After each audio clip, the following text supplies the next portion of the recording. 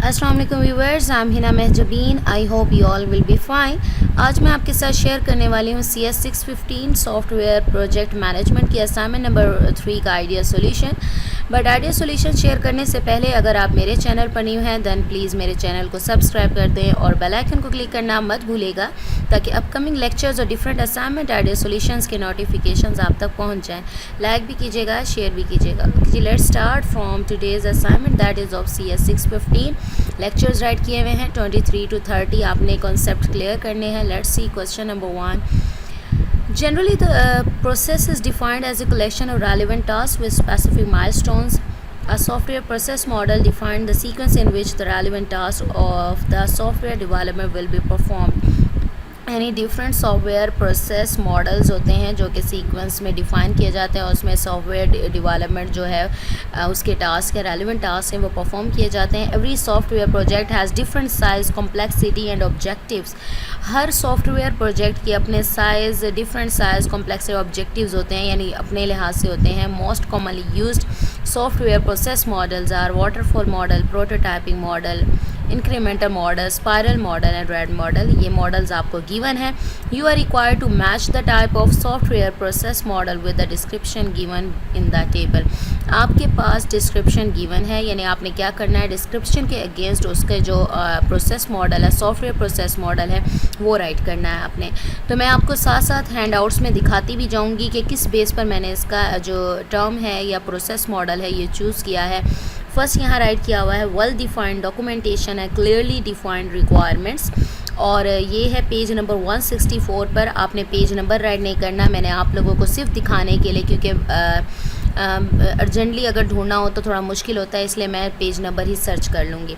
और ये दो जो टर्म्स हैं, डिस्क्रिप्शंस गिवन है, उसका आंसर है वाटरफॉल मॉडल। क्यों है? The project progress is linear fashion and never move back to the close page.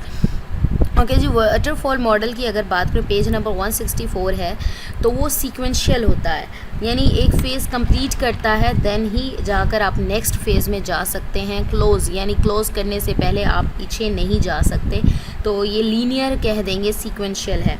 ठीक है, तो 164 पर यहाँ पर है, मैंने इसको हाईलाइट किया हुआ है। मैं ये दोनों एक साथ ही आपको दिखा दूँगी। The development also perceives that it can have defined a set of input and certified output. This is because each phase would lead to another and the next phase would not begin until the previous phase is certified as closed.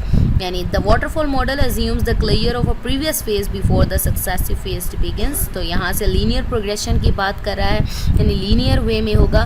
Next यहाँ highlight किया था, जो main points हैं वही दिखाऊंगी। Clarity of project vision and project requirements are the essential features of the waterfall model which are fulfilled in the preceding scenario. यानी clarity और project जो रिक्वायरमेंट्स हैं, यानी if the requirements defined project में यहाँ पर डिफाइंड होती हैं। क्रॉस ओवर नहीं कर सकता, one phase two the next नहीं कर सकता, सीक्वेंशियल चलता है। एक स्टेप कंप्लीट हुआ, एक फेज़ कंप्लीट होता है, नेक्स्ट होगा, अदरवाइज वो गो बैक नहीं जा सकता। तो क्लैरिटी और रिक्वायरमेंट्स की बात हो रही थी। यहाँ पर 2 है, the project progress in linear fashion, never move back to closed phase, ये भी वाटरफॉल मॉडल आ गया। Well defined documentation, clearly defined requirements, यानी एसेंशियल जो फीचर है वाटरफॉल मॉडल का वो यही है कि इसकी वेल डिफाइंड डॉक्यूमेंटेशन रिक्वायरमेंट्स होती हैं। नेक्स्ट है क्लाइंट्स रिक्वायरमेंट हैज़ कन्फ्लिक्ट। ये पेज नंबर 166 पर आ जाते हैं, ऐसे ही कर लेते हैं हम।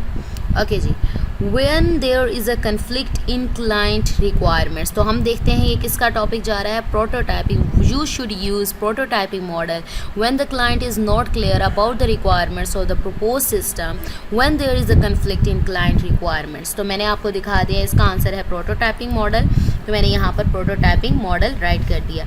Next scarcity in term of time and resources, ये 167 पर है, 167। ओके जी, लेट्स सी।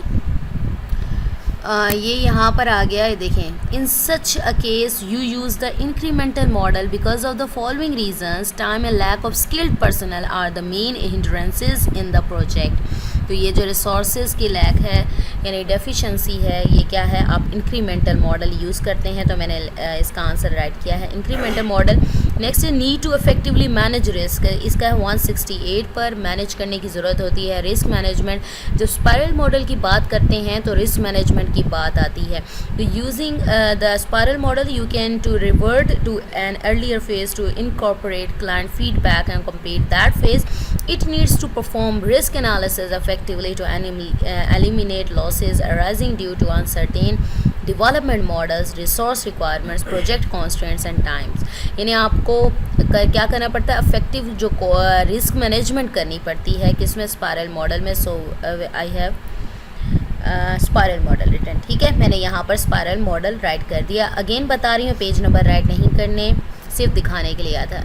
नेक्स्ट है क्वेश्चन देखें, question number 2, risk management plan define details about risk identification, risk analysis, planning, response, risk monitoring and control during the project life cycle. Risk management plan involve methodology, roles, responsibilities, budgeting, timing, scoring, interpretation, threshold और reporting formats, tracking. अब ये आपको सारे दिए हुए हैं points. तो risk management plan में डिस्क्रिप्शन के अगेंस्ट आपने राइट करना है ये क्या है। फर्स्ट हम देखते हैं, ये बहुत ज़्यादा इजी था, पेज नंबर 188 पर है। ओके जी, रिस्क मैनेजमेंट प्लान है, यहाँ पर मेथोडोलॉजी भी राइट किया हुआ है, रोल्स एंड रिस्पॉन्सिबिलिटीज़, टाइमिंग मैंने हाईलाइट कर लिया था। तो फर्स्ट हमारा क्या बन रहा है, for risk management on any specific project all the required tools, approaches and data sources are defined. तो यहाँ पर क्या राइट किया हुआ है, methodology defines approaches, tools and data sources that may be used to perform risk management on this project. ये methodology हो गई। नेक्स्ट देखें, a team is defined to implement a risk management plan. Team कहाँ define होती है, defines the lead, support and risk management team membership for each type of action in the risk management plan. ये हमारा roles and responsibilities हो गया। Next third देखें, during the project life cycle when risk management process should be performed, यानी कब perform किया जाता है, तो वो है defines how often the risk management process will be performed throughout the project life cycle। ये हमारी हो गई टाइमिंग। नेक्स्ट आ जाएँ, activities performed related to the risk और डॉक्यूमेंटेड, यानी डॉक्यूमेंटेशन की जाती है। नेक्स्ट हमारा आ गया, अच्छा जी यहाँ पर देखते हैं डॉक्यूमेंटेशन की बात हुई थी, ये ट्रैकिंग देखें आप point, documents how all facets of risk activities will be recorded for the benefit of the current project, future needs and lessons learned। तो ये हमारी हो गई ट्रैकिंग जिसमें हम डॉक्यूमेंटेशन करते हैं। नेक्स्ट हमारी थी, a format is defined for reporting of the result of the risk management plan. Reporting format की बात हुई तो ये इसका पॉइंट है, describes the content and the format of risk response plan. तो ये हमारा हो गया reporting format. So we have completed our today's assignment idea solution. I hope आप लोगों की हेल्प हो जाएगी। मैंने आपको दिखा दिया किस बेस पर मैंने आंसर आपको बताया है, आइडिया सॉल्यूशन बताया। सो मुझे अपनी दुआओं में याद रखिएगा, अपना ख्याल रखिएगा। टेक केयर, अल्लाह हाफिज़।